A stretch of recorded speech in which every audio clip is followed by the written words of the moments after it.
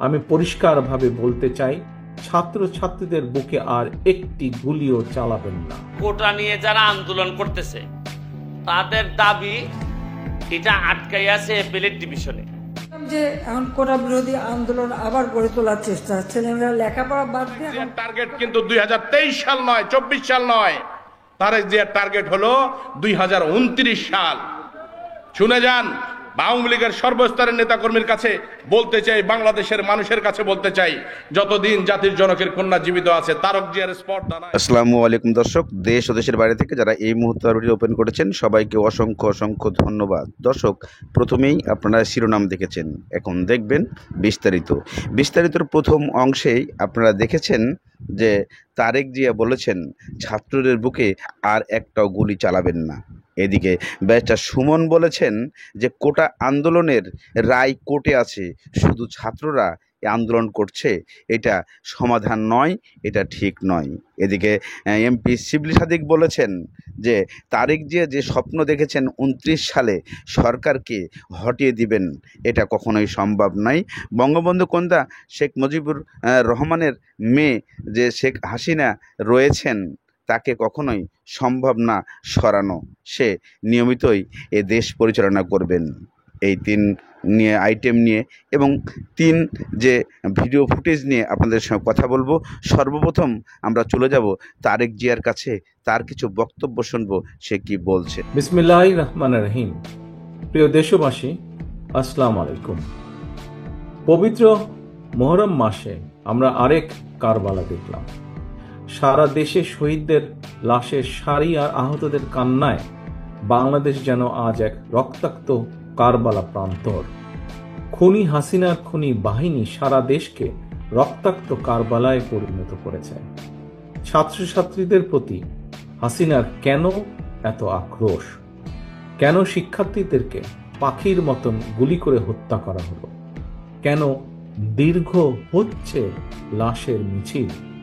কেন আজ 10,000-এরও বেশি ছাত্রছাত্রীকে নির্মমভাবে আহত করা হলো? কি ছিল এই নিরপরাধ ছাত্রছাত্রীদের অপরাধ? এই ছাত্রছাত্রীরা তো হাসিনার 400 কোটি টাকার পিয়ন হওয়ার কোনো সুযোগ তারা চায়নি। এই ছাত্রছাত্রীরা তো বিনা ভোটের এমপিও হতে চায়নি, কিংবা হাসিনার অবৈধ ক্ষমতার ভাগও তারা চায়নি। তারা শুধু চেয়েছিল ন্যায্য চাকরি বিধি, কোটা সংস্কার চেয়েছিল। তারা স্বাধীন বাংলাদেশের স্বাধিকার এবং সম্মান নিয়ে সচ্ছলভাবে বাঁচার সুযোগ চেয়েছিল তারা। অথচ এই ছাত্রছাত্রীদেরকে তুচ্ছ তাচ্ছিল্য করা হয়েছে, ছাত্রছাত্রীদেরকে অপবাদ, অপমান, অপদস্থ করা হয়েছে। নিরস্ত্র সাধারণ ছাত্রছাত্রীদের উপরে পুলিশের ইউনিফর্ম পরিয়ে ছাত্রলীগ, যুবলীগের সন্ত্রাসীদেরকে লেলিয়ে দেওয়া হয়েছে। এই খুনিরা আবু সাইদের চিতানো বুকে গুলি করতে দ্বিধা করেনি। খুনিদের বন্দুকের নল থেকে নরসিংদীর কিশোর তামিমও রেহাই পায়নি।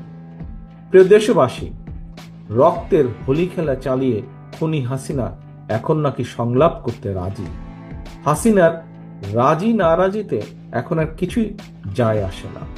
শহীদদের রক্ত মারিয়ে ছাত্রছাত্রীরাই খুনি হাসিনার সঙ্গে এখন আর সংলাপ করতে রাজি নয়। ছাত্র জনতা খুনি হাসিনার কাছে হত্যাকাণ্ডের বিচারও চায় না।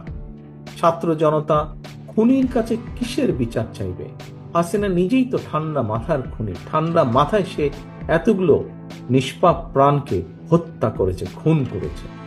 শহীদদের রক্তের দাবি মেটাতে বরং এই মুহূর্তেই দফা একটাই দাবি, দফা 1, দাবি 1, খুনি হাসিনার পদত্যাগ। প্রিয় দেশবাসী, কোটা সংস্কার আন্দোলনের বীর শহীদদের রক্ত বৃথা যাবে না ইনশাল্লাহ, বৃথা যেতে পারে না ইনশাল্লাহ, বৃথা যেতে আমরা দেব না ইনশাল্লাহ। দেশ এখন সম্পূর্ণ 2 ভাগে বিভক্ত। একদিকে ছাত্রছাত্রী, কৃষক, শ্রমিক, পেশাজীবী সহ অধিকার হারা গণতান্ত্রিকামী জনগণ, অন্যদিকে হাসিনা আর তার অলিগার্ক। সুতরাং একজন মুক্তিযোদ্ধার সন্তান হিসাবে, একজন সামরিক কর্মকর্তার সন্তান হিসাবে আমি সেনাবাহিনী এবং বিজেপি উদ্দেশ্যে একটি কথা বলতে চাই। দেশের আপামর জনসাধারণ কিংবা আন্দোলনকারী ছাত্রছাত্রীরা আপনাদের শত্রু নয়, বরং অরক্ষিত সীমান্তে আপনাদের শত্রু রয়েছে। সুতরাং নিজেকে যদি দেশপ্রেমিক মনে করেন, যদি আত্মমর্যাদা উপলব্ধি করেন, পারলে তাহলে অরক্ষিত সীমান্তে গিয়ে সাহসের পরিচয় দিন, ভূমিকা রাখুন। আন্দোলনকারী ছাত্রছাত্রীরা আমার, আপনার, আমাদের কারো ভাই, কারো বোন কিংবা স্বজন। সুতরাং ছাত্রছাত্রীদের বুকে গুলি করে কিংবা তাদের সঙ্গে সংঘাতে লিপ্ত হওয়া আপনার কাজ নয়, অথবা সাহসেরও পরিচয় নয়। এবার আমি আইন শৃঙ্খলা বাহিনীর উদ্দেশ্যে কয়েকটি কথা বলতে চাই। একজন ব্যক্তি কিংবা ক্ষমতাসীন রাজনৈতিক দলের হীন রাজনৈতিক স্বার্থ রক্ষা করা আপনাদের দায়িত্ব নয়। আমি পরিষ্কারভাবে বলতে চাই, ছাত্রছাত্রীদের বুকে আর একটি গুলিও চালাবেন না। অতি উৎসাহী হয়ে থাকলে নিজের বিপদ ডেকে আনবেন, দয়া করে তা করবেন না। মনে রাখবেন, হাসিনার সময় ফুরিয়ে গেছে, কারণ আবু সাইদরা এখন আর বুক পেতে গুলি। দর্শক, ইতিমধ্যে আপনারা তারেক জিয়ার কথা শুনেছেন। তারেক জিয়া বাংলাদেশে নেই, উনি ইংল্যান্ড থেকে অথবা লন্ডন থেকে কথা বলছেন। কেননা আমরা অনেকেই জানি, মাননীয় প্রধানমন্ত্রীও বারবার বলেন যে উনি লন্ডন থেকে এই সমস্ত পরিচালনা করছেন। কিন্তু প্রশ্ন এখানেই থেমে নেই। শিবলি সাদিক যে কথাটা বলেছে, সেই কথাটার মাঝখানে কতটা যুক্তি আছে? যে শিবলি সাদিক বলছে 29 সালের স্বপ্ন দেখতে পারবেন না তারেক জিয়া। কেন এই প্রশ্নটা বারবার উঠে আসে? তার প্রশ্নের উত্তর যে জিনিসটা আপনারা দিতে পারবেন, তবে তার আগে শিবলি সাদিকের সেই বক্তব্যটা আপনাদেরকে শুনতে হবে। এবং শিবলি সাদিকের বক্তব্য শোনার আগে আপনাদেরকে সেই জাতীয় পার্টির চিফ হুইপ চুন্নুর কিছু বক্তৃতা শুনতে হবে। চুন্নু বলেছেন সরকার এটা কন্ট্রোল করতে পারছে না। তাহলে কি? চলুন আমরা বর্তমানে চলে যাই শিবলি সাদিকের কিছু কথা শুনুন। তারেক জিয়ার টার্গেট কিন্তু 2023 সাল নয়, 24 সাল নয়। তারেক জিয়ার টার্গেট হলো 2029 সাল। শুনে যান, আওয়ামী লীগের সর্বস্তরের নেতাকর্মীর কাছে বলতে চাই, বাংলাদেশের মানুষের কাছে বলতে চাই, যতদিন জাতির জনকের কন্যা জীবিত আছে, তারেক জিয়ার স্পর্ধা নাই। তার সামনাসামনি এসে মোকাবিলা করে। তার টার্গেট হলো কি, যে বঙ্গবন্ধু কন্যা বার্ধক্যে চলে যাক অথবা অবসরে যাক, এরপরে এসে সেই রাজনৈতিক অঙ্গনে খেলতে চায়। কাদের সাথে? সজীব ওয়াদের জয়ের সঙ্গে। আমাদের সজীব ওয়াদের জয়, সাইমা ওয়াজেদ পুতুল কি করে সারা বিশ্বে এটা মানুষ জানে, কিন্তু তারেক যে আপনি কি করেন সেটাও বাঙালি জাতি ভালো করে জানে। রিজির প্রতি যে তার টান, এই টান মারাত্মক টান আছে। আর রীতিমতো একটা জামাই শ্বশুর একটা প্রতিযোগিতা আরম্ভ হয়ে গেছিল গিয়া। তাই যখন সোনারঘাট মাধবপুর যাই, তখন আমি পাগলের মতো মানুষের লেগে করি। এখান থেকে আই জামাই তাসি সরকার কেপিআই, বাংলাদেশ টেলিভিশন মতো এবং বিআরটিসির যে ভবন, এরকম ইম্পর্টেন্ট প্লেস কিভাবে এখানে গিয়ে ভাঙচুর করে, এটা সরকারের তো দায়িত্ব এগুলি রক্ষা করার। সরকার কেন পারে নাই? সরকারের দুর্বলতা। সরকারি দুর্বলতার জন্য যে সমস্ত মন্ত্রণালয়ের মন্ত্রী, তাদের এটা দায়িত্ব নেওয়া চলে যাওয়া উচিত। আমরা সরকারের যে দুর্নীতি, যে অপশাসন, টাকা পাচার, এগুলি বিষয়ে আমরা কিন্তু কোনো কার্পণ্য করি না বলতে। দেখেন, মাঠে দেখা যাচ্ছে না। আমি আপনাদের এটা ক্লিয়ার করে বলি যে যারা নাকি কোটা সংস্কার আন্দোলন করছেন, তারা কিন্তু একটা কথা বলেছেন, তারা এটা পলিটিক্যালাইজ করতে চান না। তারা চান না যে পলিটিক্যাল পার্টি তাদের সমর্থনে মাঠে যাক, কিন্তু তারা সমর্থন চান। এই সমর্থন আমাদের চেয়ারম্যান শুরু থেকে দিয়ে আসছেন। শুধু শুরু থেকে না, পার্লামেন্টে যেদিন মানে শেষ হয় সেদিন কিন্তু আমাদের চেয়ারম্যান এই কোটা বিরোধী, কোটা সংস্কারের বিষয়ে প্রায় 10 মিনিট তিনি বক্তব্য রেখেছেন। কাজে আমরা এই নাই তা না, আপনাদের মধ্যে একটা মানে আমার মনে হয় দেশে একটা মানে আমাদের মধ্যে কালচার, যে কোনো দাবি নিয়ে রাস্তায় যদি যাই, রাস্তায় গাড়ি ভাঙচুর করি, তাহলে বোধহয় এটা আন্দোলন হয়। আমরা সেটা মনে করি না। আমরা খুবই নিয়মতান্ত্রিক একটা দল, নিয়মতান্ত্রিক আন্দোলনে বিশ্বাস করি এবং আমরা পার্লামেন্টে জনগণের পক্ষে কথা আমরা তুলে ধরছি। এবং আপনারা দেখবেন জনগণের প্রয়োজন, এখন সময় আসছে আমরা মাঠেও আমাদের প্রয়োজনে আমরা কর্মসূচি দেবো এবং আজকে সেরকম সিদ্ধান্ত হয়েছে। সেটা সময়তে আপনারা দেখতে পাবেন। ডেফিনেটলি সংসদ অধিবেশন আরম্ভ হলে পরে আপনি দেখবেন যে আমরা এই বিষয়ে সংসদে কথা বলবো মানে অত্যন্ত জোরালোভাবে সুচ্চারুভাবে বলবো। কারণ আপনারা দেখেছেন যে গত এই অধিবেশনেও আমরা সরকারের যে দুর্নীতি, যে অপশাসন, টাকা পাচার, এগুলি বিষয়ে আমরা কিন্তু কোনো কার্পণ্য করিনি বলতে। আমাদের গলা যতটুকু জোর আছে এবং আমাদের যতটুকু মেধা আছে সেটা আমরা কাজে লাগানোর চেষ্টা করছি এই সমস্ত বক্তব্যের মাধ্যমে। না, এটা আমরা একমত, এটাও আমরা একমত। কারণ এই যেটা নাকি আপিলের ডিভিশন থেকে যে রায় দেওয়া হচ্ছে সেখানে কিন্তু পর্যবেক্ষণ আছে যে এটা এক্সিকিউটিভ ইচ্ছা করলে তারা এটা তাদের বিষয়, নীতিগত বিষয়। এবং আমরা মনে করি যে এটা স্থায়ীভাবে রূপ দেওয়ার জন্য এই দাবিগুলি নিয়ে বিশেষ করে যেটা নাকি অ্যাপিলেট ডিভিশন থেকে মানে পর্যবেক্ষণ বলা হয়েছে সেই বিষয়ে পার্লামেন্টে একটা আইন করা, এটা আমি মনে করি জরুরি এবং প্রয়োজন। এটা যদি আইন করে সরকারে তা আমরা এটাতে একমত। দেখুন, আমি আপনার কথার একটা উত্তর দেব যে প্রধানমন্ত্রী সহ কোনো সরকারের মন্ত্রীদের বাড়ি ঘর তো ভাঙে নাই, সেখানে তারা প্রোটেক্টেড ছিলেন। তাহলে সরকার কেপিআই, বাংলাদেশ টেলিভিশন মতো এবং বিআরটিসির যে ভবন, এরকম ইম্পর্টেন্ট প্লেস কিভাবে এখানে গিয়ে ভাঙচুর করে, এটা সরকার তো দায়িত্ব এগুলি রক্ষা করার। সরকার কেন পারে নাই? সরকারের দুর্বলতা, সরকারি দুর্বলতার জন্য যে সমস্ত মন্ত্রণালয়ের মন্ত্রী তাদের এটা দায়িত্ব নেওয়া চলে যাওয়া উচিত। কারণ কেপিআই এগুলি মানে ভেঙে ফেলবে সরকার, দেখবেন কিছু করতে পারবে না। এটা কি বিশেষ করে যে সমস্ত মন্ত্রী তাদের মন্ত্রণালয়ের কাজগুলি করতে পারেন নাই, তাদের আমি তো মনে করি দায়িত্ব নিয়ে চলে যাওয়া উচিত।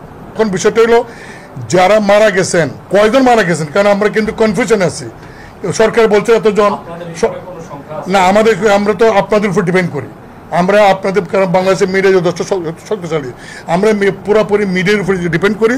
মিডিয়াতে আমরা যুদ্ধ দেখছি প্রায় 300-র মতো বা কাছাকাছি, কিন্তু এরপরে আমাদের মধ্যে কনফিউশন যে প্রকৃত সংখ্যাটা কত।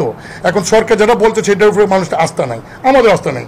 তাই আমরা কতজন মারা গেছে এইটাকে আইডেন্টিফাই করার জন্য একটা নিরপেক্ষ কমিশনের মাধ্যমে করার জন্য আমরা কিন্তু দাবি করেছি।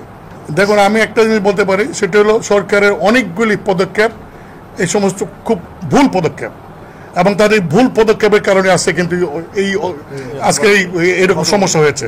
আমি মনে করি সরকার এই সমস্ত ভুল পদক্ষেপ নেওয়ার কারণেই সরকার এগুলির মানে আজকে তারাই ক্ষতিগ্রস্ত হচ্ছেন এবং জাতি ক্ষতিগ্রস্ত হচ্ছে। সরকার যদি সঠিক পদক্ষেপ নেন বা নিতেন তাহলে কিন্তু এই অবস্থাটার সৃষ্টি হতো না। আমি আপনার কথা হচ্ছে আর একটু বাড়ায় বলতে চাই, যেমন ধরার নামে অনেক জায়গায়, ইভেন গ্রামে গঞ্জে ধরার নামে দেখা যায় যে একটা বাণিজ্য আরম্ভ হয়েছে। লিস্ট করে বলা হচ্ছে অমুক বিএনপি, অমুক পার্টি, এর মধ্যে আমাদের জাতীয় পার্টিরও অনেকে আছে, তাদের নাম দেওয়া হচ্ছে। যেমন রংপুরে আমাদের বেশ কয়েকজনকে গ্রেপ্তার করা হয়েছে এবং আমাদের এই মেয়রকেও কিন্তু বিভিন্নভাবে হুমকি দেওয়া হচ্ছে। তো এটা এখন আমি মনে করি যে যেভাবে নাকি ব্লক যেভাবে গ্রেপ্তার করা হচ্ছে, এই গ্রেপ্তারটা কোনো মতে সমীচীন না। সরকারের উচিত যে যারা নাকি প্রকৃত দোষী কোথায় আছে, প্রকৃত যারা এই সমস্ত করছে তারা সেগুলিকে ধরো, কিন্তু পাইকারি হারে সারা দেশে যেভাবে নাকি এই আপনার লিস্ট করে করে বিভিন্ন গ্রাম পর্যায়ে পর্যন্ত, থানা পর্যায়ে পর্যন্ত অ্যারেস্ট করা হচ্ছে, এটা আমরা মনে করি যে এটা সঠিক না।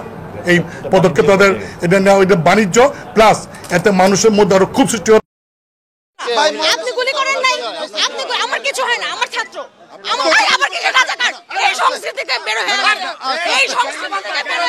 মুক্তিযোদ্ধার বলা আপনি এই দেশে আপনি কি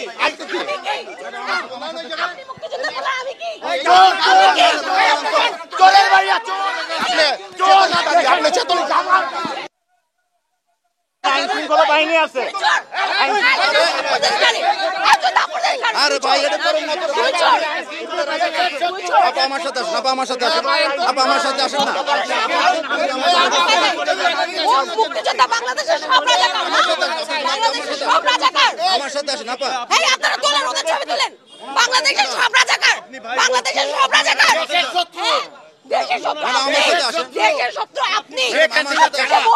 এই মুক্তিযোদ্ধার সন্তান, এই মুক্তিযোদ্ধার সন্তান, স্লোগান দিবেন। আপা আমার সাথে আসেন, আমার সাথে আসেন, আমার সাথে আসেন আপা, আপা আমার সাথে আসেন, আপা আমার সাথে আসেন। কেন এই শিক্ষা শিক্ষা পাইছো? আরে আপা আমার সাথে আসেন, আব্দুল দাশের আপনারা ভাই ভাই শিক্ষা পাইছেন আপা, আপনি এভাবে আসেন নাই আপা, আমার সাথে আসেন। এই আপা আমার সাথে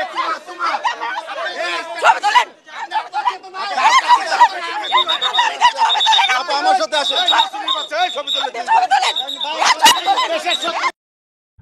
দর্শক, ইতিমধ্যে আপনারা ভিডিও শেষ করে ফেলেছেন, তবে শেষের অংশে যে দৃশ্যটা আপনারা দেখেছেন, এক ছাত্রীর মা এবং এক মুক্তিযোদ্ধার সন্তান যুদ্ধ ভিড়িয়েছে।